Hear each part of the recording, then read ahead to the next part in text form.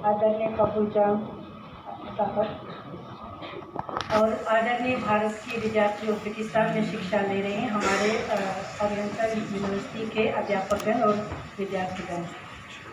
असल में ये मैं कहना चाहती हूँ कि मनीष जी, मुझे जब ये इन्विटेशन मिला कि निमंत्रण मिला कि आप मेडिकल में पढ़ने वाले विद्यार्थियों को बाबरी वंश के समय के साहित्य पर कुछ लेक्चर पढ़ेंगे इस दिन 14 को, तो मैंने सोचा विद्यार्थी होंगे और शायद मैं रहूँगी।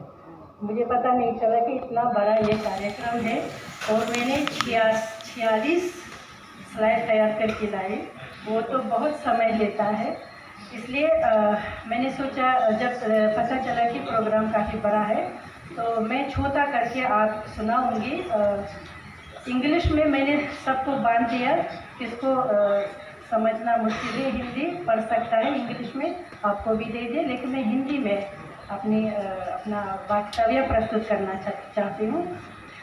जैसे कि बोला गया कि बाबरी वंश भारत में 300 साल से ज़्यादा राज्य किया, लेकिन उस समय हम बाबरी वंश का समय बोलते हैं और भारत में उसको मुग़ल सम्राट का काल बोलते हैं।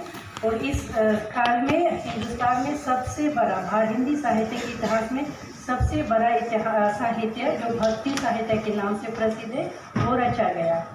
ये भक्ति साहित्य का मैं बहुत सालों से अध्ययन करती हूँ, पद्य में भी गद्य में भी अध्ययन करती हूँ।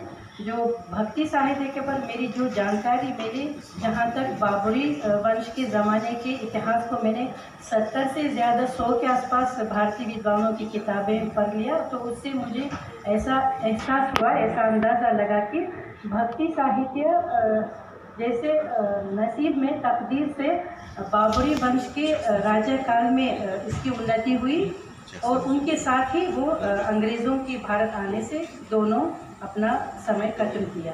क्योंकि भक्ति साहित्य का विचारधारा सारे धर्मों को आलोचना करना, विशेष तौर पर हिंदू धर्म के कास्टवर्ग सिस्टम को आलोचना करने से शुरू हुआ। और जितने भी मध्यकाल के दार्शनिक लोग थे, जैसे वल्लभाचार्य, निम्बर्काचार्य, माधवाचार्य, गौड़िया संप्रदाय, जितने भी जन संप्रदाय थे, उन्होंने हिंदू धर्म के जो आम जनता को भगवान से अलग करने वाले जो विचारधाराएं हैं उसको आलोचना करके भक्ति आंदोलन शुरू हुआ। भक्ति आंदोलन इसलिए बाबरी समय के ज़माने में इस दौर का सबसे मुख्य विचारधारा बन गया।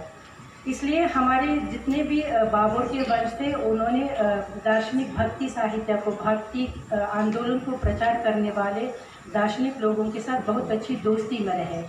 क्योंकि उनके अपने साम्राज्य में जितने भी धर्म है, जितनी भी भाषाएं हैं, जितने तरह के जाति के लोग रहते हैं, उसमें शांति स्थापित करने के लिए उनको आम जनता की विचार को, उनकी कृष्ण पर या राम पर या शिव पर उनकी प्रेम को इज्जत करना था। इसको इज्जत करके